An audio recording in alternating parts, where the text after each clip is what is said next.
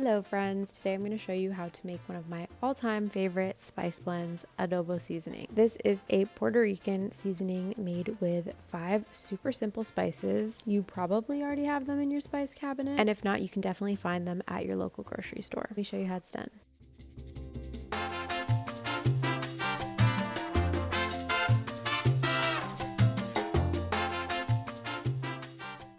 Okay, so like any other spice blend, I always encourage you to use whole spices when possible. The only whole spice I had on hand was oregano, and technically you could just use oregano just like it is, but I do like grinding it up in my mortar and pestle just to get it a little bit finer so there aren't big leaves in my spice mix. And then from there, we're ready to combine everything. So I'm going in with 3 tablespoons of garlic powder, 2 tablespoons of turmeric, 1 tablespoon of that ground dried oregano, 1 tablespoon of onion powder, and a tablespoon of ground black pepper. You'll notice that the majority of this spice blend is that garlic powder and turmeric, and that just gives it that subtly sweet and spicy flavor with that beautiful rich golden color that's rounded out perfectly with the rest of the spices. As always, you can totally add salt to your blend if you like, and we're just mixing everything to combine and then storing. I think I got pretty close to the color and flavor of my favorite store-bought adobo. You give it a try and let me know.